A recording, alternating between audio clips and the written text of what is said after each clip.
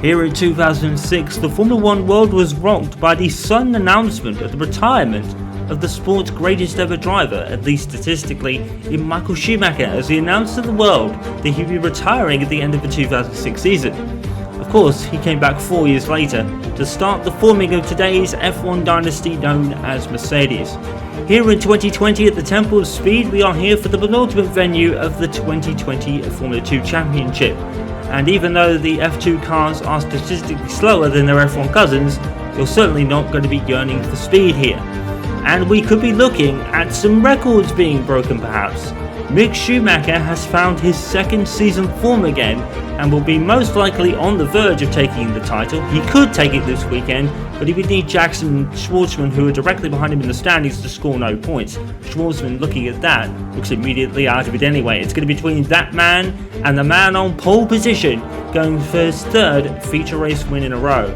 Mick Schumacher is looking to break records before he could possibly get a seat later down on the F1 grid. We'll talk about that later. Mick Schumacher and Barreto Sato formed the front row of the feature race today. Schumacher going for his third feature race win in a row. Sato the unsung hero of the season for sure. Pedro Piquet and Judo Malaysia followed by Yuki Tsunoda and Aiden Jackson, who only goes from 6th today. Christian Lundgaard and Felipe Drugovich, Robert Shwartzman and Nobuhiro Matsushita complete your top 10 today.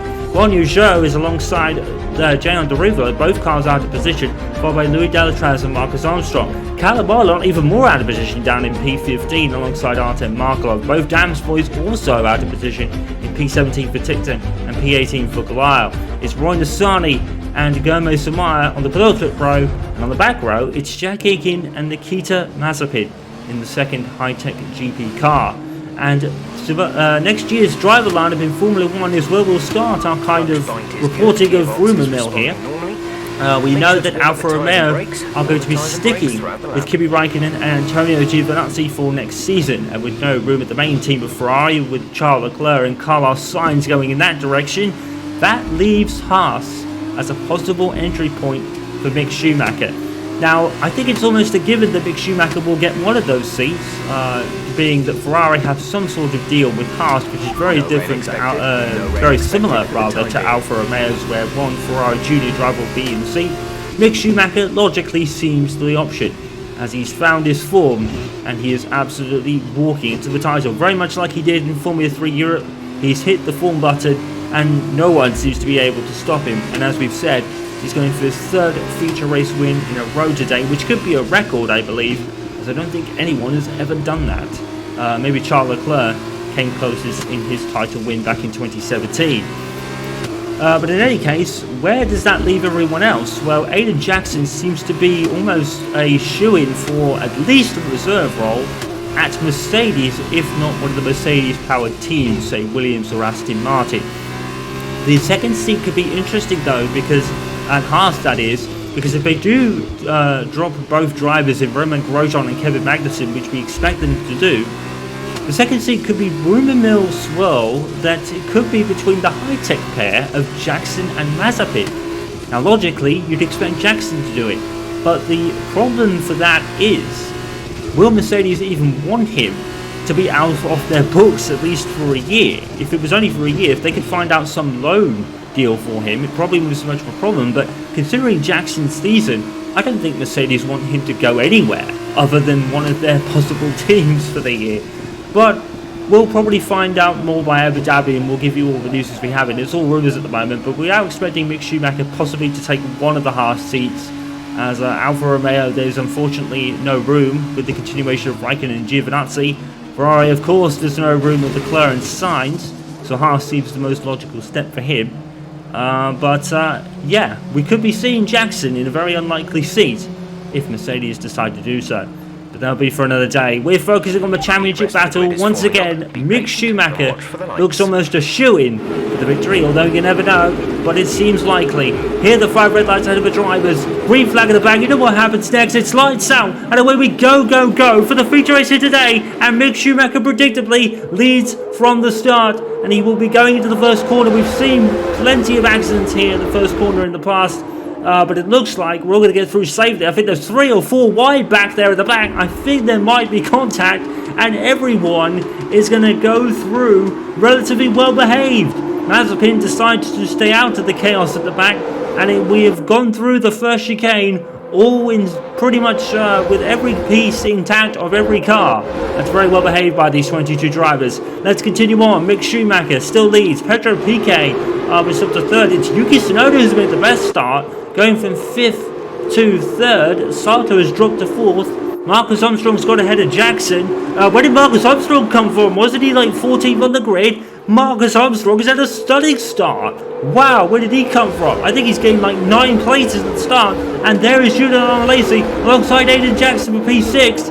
And Jackson is falling a bit by the wayside here. He did start P6, of course, and now he's down to 7th with Lacey down the outside. Jackson's going to have the better run going into the corner. Shwartzman has gone up to P8, so he's made a couple of places. But it looks like the real winner, Marcus Armstrong, from I believe 14th on the grid, is check this, he's 5th. So he had a stunning start, and JR Deriva has fallen down as well. But we've all got through relatively safely, and relatively all the cars in one piece as we end the first racing lap. Mick Schumacher already trying to get out to a second lead ahead of Pedro Piquet of all people. And what an irony this is. This is poetic. Mick Schumacher and Pedro Piquet 1-2. Now I don't think we ever saw this in Formula 1. I think Nelson Piquet had already retired by the time Michael Schumacher was doing the rounds back in the early 90s. But still a nostalgic front two here. And we've got some movers. Jack Aiken has moved up a position. He's alongside Sean Villar at the back there. So Sean Villar has fallen backwards. Dan Tittum has gone forwards by a couple of places. Callum Ilott is just sinking. He's down there in P17. And hopefully we'll get us replay the start from Marcus Armstrong, as he was the huge winner at the start there. And wow. Well, Mick Schumacher, my apologies. It is a very mistake to make. He's already gone up to a second lead over Pedro Piquet and looks to be inevitably winning this race. Here's the start from Jackson. He fell down a couple of places, but not before passing Lazy there, and who was started 4th. There's Sato, so he got brought down at the start as well. Jackson decides not to challenge that down the outside, or does he? He decides to give the inside man a lot of space. There's Marcus Armstrong out of nowhere. I don't think Aiden Jackson was expecting him to be there. I'm sure Armstrong was like P14 on the grid. Now he's P5. Here's the start then. Marcus Armstrong must have had a stunning start here. But he doesn't get away too fast. I think it's generally a Formula 2 move where you find a gap on the far end of a track. He's almost onto the grass. And look how many cars he passes. Oh my word. Dive bomb by Marcus Armstrong. Absolutely stunning first corner, and he took everyone without a speck of damage on his car. Even Aiden Jackson gave him some space. Great move, and Marcus Armstrong from P14 is now P5, and those two collided in Belgium, if you remember, but this time Marcus Armstrong gets through unscathed on Aiden Jackson. Let's see if he can close the back of the grid, back up to him later on in the race. He needs to get to really as close to Schumacher as possible, because with Schumacher looking like he's going to win this race, Jackson can't afford to be dropping any more points if he wants to be the Formula 2 champion for 2020, which will be back-to-back champions in the Formula category, as he's the Formula 3 champion from last season, of course. Well, Mick Schumacher, he's only had one real kind of low-key weekend, and that was at Silverstone, but he's recovered ever since. Absolutely running away with things at the moment, and like we said, he's on for his 3rd feature race in a row, which I don't think has ever been done in Formula 2 before. Leave it to a Schumacher to make things look possible that weren't in for years gone by. That's what Michael Schumacher did, absolutely rewriting the Formula 1 record books at the time. And of course Lewis Hamilton, there's a lock up there, and I'm not sure it was from, maybe from Sato, but Lewis Hamilton has rewritten most of the record books all by himself, and has drawn level with the championships number of Michael Schumacher, now drawing him equal with 7, leaving them to share that one until inevitably next season, when Lewis will take his 8th and solidify his status as the greatest driver in Formula 1, almost without a doubt at that point. Much as it pains me to say it, being a Michael Schumacher fan, of course, I hold no shame in bias, but you've got to respect the talent of Lewis Hamilton.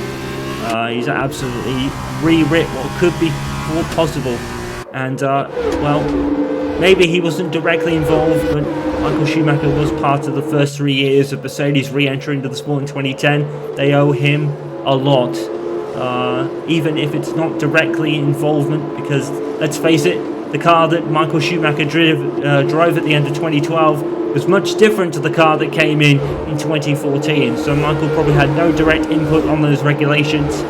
But when you form a team and you even are the stepping stones in some degree, it was very much like his Ferrari early days, to be fair, except he didn't get any wins or poles, of course, like he did in 1996 when he made his Ferrari debut season. And well, it was all history from there, wasn't it? And now today, Mick Schumacher, his son, many years later, could be taking the Formula 2 Championship this weekend. It does seem unlikely, but he is starting to grow a big of a points gap over Jackson, and Jackson is only P6 at the moment, and making no inroads on Marcus Armstrong. It'd be very interesting to see what those two do when they come together. They've had a couple of battles this season, most notably at Spa, when Armstrong hit the rear tyre of Jackson, spun off and caused a collision, but thankfully everyone was through relatively unscathed, barring car damage, of course. And Schumacher already growing out to 2 seconds over Pedro Piquet, the son of the legendary Formula 1 champion Nelson Piquet. And well, two sons leading the field. This was one of the greatest generations of Formula 2 drivers. So many second generation drivers and top rookies like Aiden Jackson and Felipe Dragovic, for example, and Robert Shwartzman as well. But Robert Shwartzman has a pretty average rookie season, although to be fair to Shwartzman, probably should expect that. The cars in F3 and F2 aren't really that different, but they can still be a difference to adjust to. Aiden Jackson, mind you, has taken the Sportline duck to water this season, but it looks like he's going to come up short as far as the championship's concerned. We already have a pit stop going on. I think the pit lane is open. Mick Schumacher already going for his stop, and as he relinquishes the race lead to Pedro Piquet, who goes on in the leading Charouse. This race has flown by. We're already on lap 6 of 15, and fairly going to be routine stops. Jackson is also coming, I think, or is that Marcus Armstrong? It's Armstrong actually who's come in. I think Jackson's pitted. He has. It was Jackson there at the end of the pit lane due to Hitech being the rookies for the year.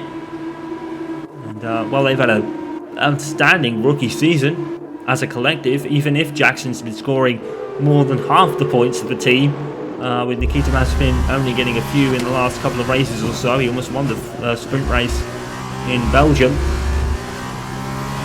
Well, Marino Sato, he definitely deserves an honourable mention this year, and he's been the unsung hero. It's probably not going to get him a seat anywhere, because Yuki Tsunoda is extremely most likely taking the second AlphaTauri seat alongside Pierre Gasly for next year.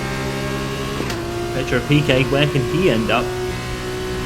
He probably won't be getting the super license points to get into Formula 1. Looks like the only few drivers that could do that will be Tsunoda and Jackson and Schumacher, most likely. And now Pedro Piquet will be coming into the pits for his mandatory stop. In feature races, you must make a mandatory stop and run both types of dry weather tyres. I think even in a wet race, you must make a mandatory stop. So it very much is like Formula 1, just with a bit of a twist. As Piquet moves on to the harder of the two compound tyres, Schwarzman's in. And Piquet's got held up a little bit there. He might lose a place or two. I think he did. Well, Callum Ilott, he looked like being one of the main protagonists of the championship this season. It's not really turned out to be the case. I think his mistakes in the last 2 or 3 races have really curtailed his title charge. As they all come out of the pits, they're all going to come out together, and they could be running into a couple of cars going full speed down the straight.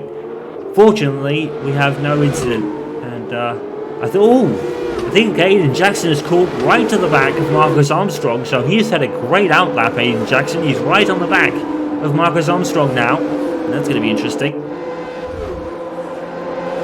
I think he can get at least second here, and that's what Jackson needs. He's been a model of consistency in overtaking, but the Hungary weekend really let him down. But Mick Schumacher's form, like we said at the top of the show, has been absolutely impeccable. Robert Schwartzman down in P8. That would be a reverse grid pole for him, mind you. Tsunoda. Definitely been the underrated driver this year, Yuki Tsunoda. Definitely shown himself to be a possible candidate for the AlphaTauri seat. I think he seems like the most logical pick.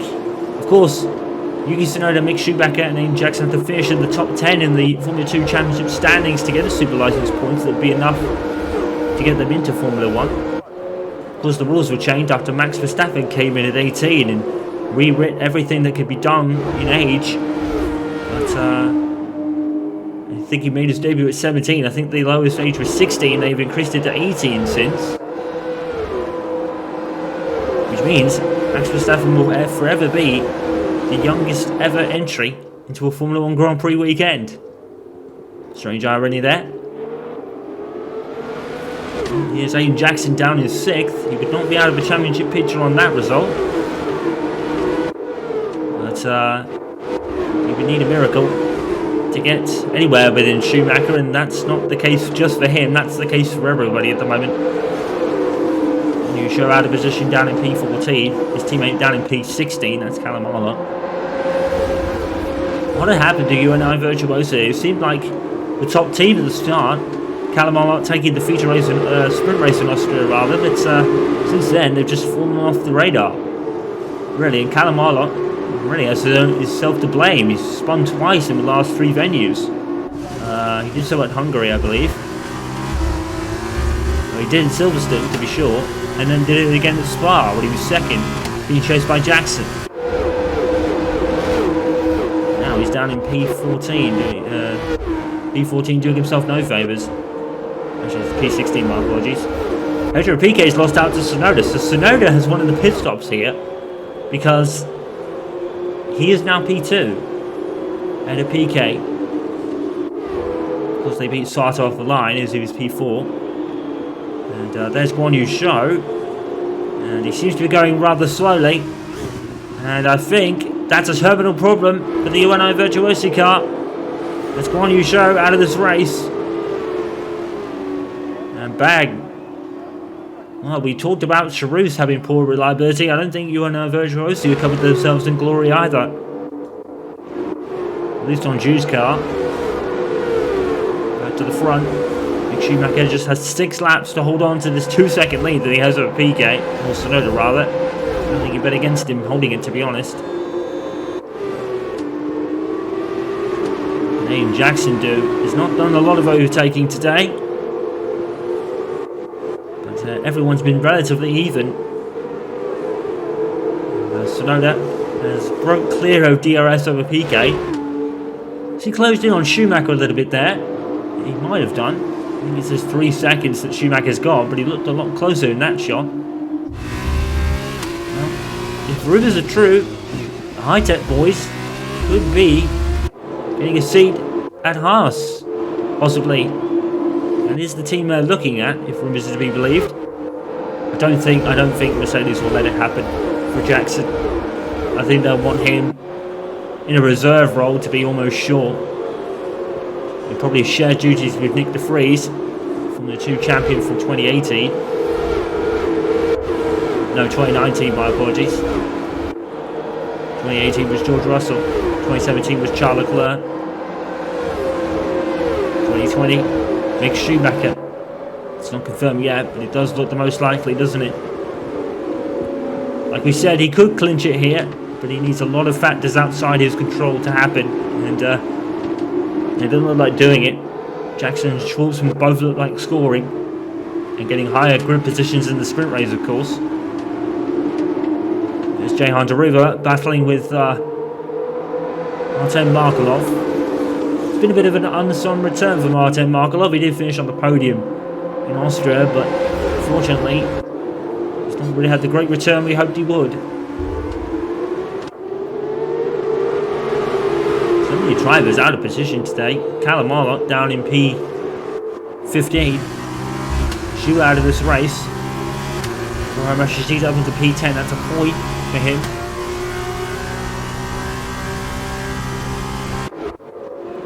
And it's going to be reverse grid pole. Seems to be going anyone down from Armstrong to about Felipe Dragovic up there in Pina. Oh, Jackson ran wide. Jackson ran wide. Alesi, that's giving him impetus to go around the outside. These two have battled before. Back in Silverstone. And meanwhile, oh, and an ART engine has blown up in the background. Who's that? That's not Armstrong, is it? No, it's Christian Lundgaard. Thank goodness. Well, thank goodness that Lundgaard's okay, but also thank goodness for Marcus Armstrong, because he's had a stunning race, and it would be very unfortunate for him to lose that position. As Marino Sato looks to have begun to sink, because Pedro Piquet is now passing him. And this has happened a couple of times for Sato this season, where he's just fallen off at the end of the race. It looks like happening again. This Sato just cannot keep his tyres in check. He kind of takes out his tyres a lot quicker than most of us. In any case, Christian Lundgaard is out of this race with Guan Yu Zhou. His two retirements today. So Alesi and Jackson seem to be renewing battle again. And Jackson is struggling in this phase of the race, it seems.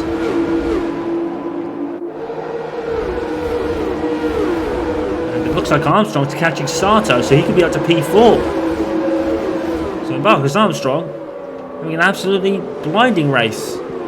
Ferrari Academy member doesn't look like getting any seed in Formula 1 anytime soon, unfortunately, with no room left in terms of Formula 1 races. Of course, there could be reserves at Ferrari, Alfa Romeo and Haas available. That could be an option for Schumacher. No doubt Alfa Romeo, but I think the role has been filled by Kubica, Robert Kubica, for the next few years, in fact. It's just such a shame that Robert Kubica has passed his prime and now really is, just for knowledge purposes, almost a certified Formula 1 world champion. Robert Kubica proves that sport can be cruel. And, well, to get back to the Formula 1 grid in Robert Kubica's case is almost a fantastic story in its own. It's just unfortunate that he was in a Williams, and that was really just wrong team at the wrong time for Robert Kubica. So there might be no room at Alfa Romeo with Kubica with a reserve role for a long-term contract. And now it's Sato getting... he's been passed by Armstrong, so... No, that is Sato. So Sato's been passed by Armstrong already. So Sato is sinking, and now Jackson is going down the inside. And does he get pushed off the track there by Sato? And Sato's giving him no space. And what is going on? Giuliano Alesi is down the outside. We're going to go 3 wide here. Sato is sinking, and he's compromised Jackson, and now he's lost out to Alesi, and he's almost going to lose out to Shwartzman too. And Jackson is losing. Oh, it's too much curve by Shwartzman. I think that'll get the position back to Jackson. Well, what happened here? Did Jackson get forced off the circuit by Sato? He did. And Sato forcing Jackson off the circuit, giving him almost no space.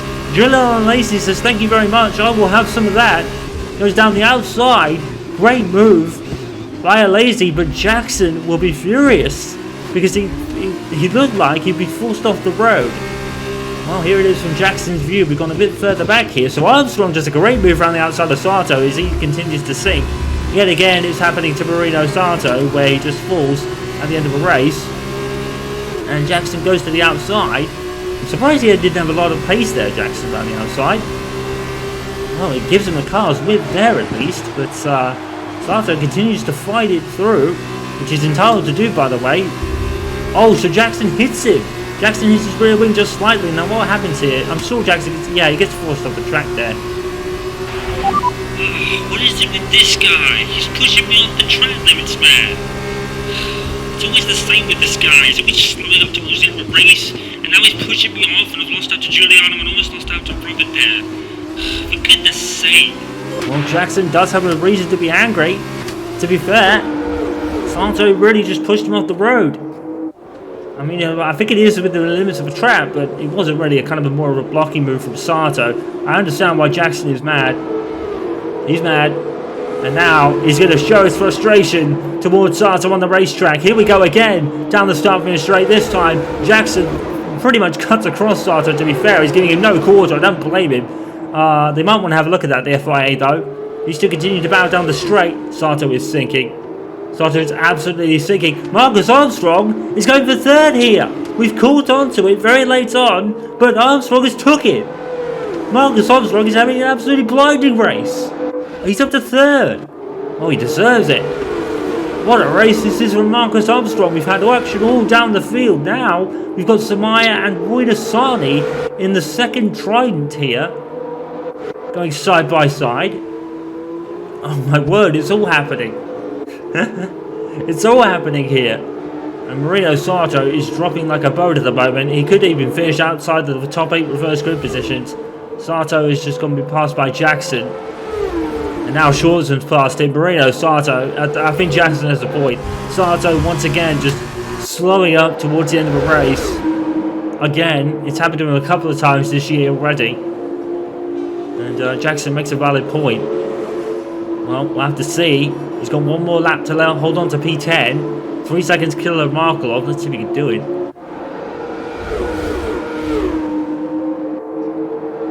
So I think Sato is just chewed for his tyres. Yet again, it seems to be Sato who's struggling at the end of a race here.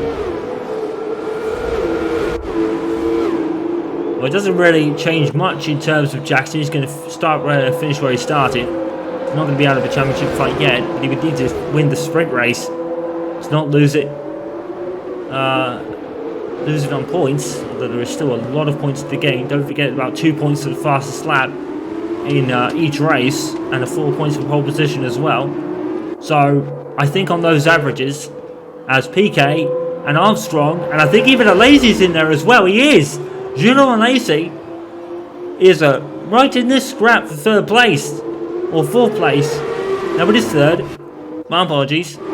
And he would be getting thoroughly cheered right now, Juno Alesi, because Jean Alesi had almost god status at Monza. He was an absolute darling of the Tifosi back in the day. I'm sure if they were allowed to be here today, they'd be cheering on Giuliano just as much.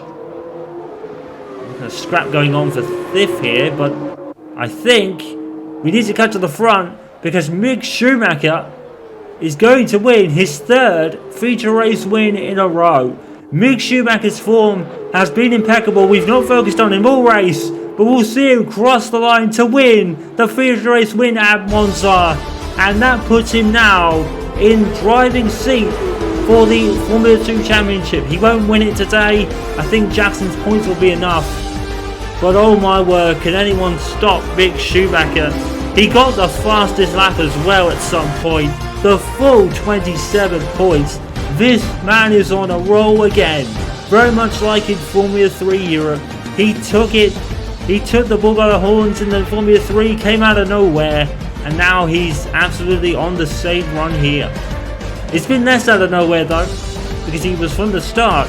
Schumacher was on great form, and he's carried that over. He only had a blip at the Silverstone race. The feature race win wasn't his fault, to be fair. But another commanding win for Mick Schumacher. 27 points, but I think Jackson's 8 down there in 6th is probably more than enough to keep the championship going. What an absolutely fighting vice champion Aiden Jackson would become if that was the case. I think he probably more deserved of it, to be honest. Reverse group pole will go to Felipe Dragovic. Robert Schwarzman will start second. Everyone from 9th down to last will start where they finished in the sprint race grid.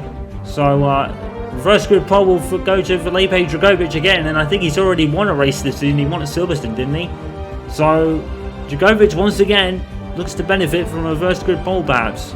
Zhu and Lungard your only retirements. And that is 50 points, I think. So that is still not enough for Schumacher to take the title here today. So he'll have to wait a little bit longer. I think it will most likely go to Abu Dhabi. Pedro Piquet's rise to third has put him on the scoreboard with 18 points, meaning every driver has scored in this already enthralling season of Formula 2. And he finishes on the podium as well, I think.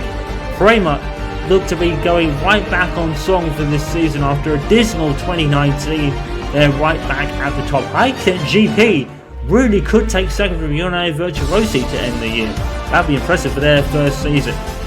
Well, it's a bit of a legendary podium with Schumacher and Piquet on it today. I don't think it ever happened in Formula 1. But Mick Schumacher has won again. His third feature race win in a row. He hasn't won the title today, but that will be the biggest step towards it. What a race. We'll be back tomorrow for the sprint, you know the drill, when Formula 2 returns.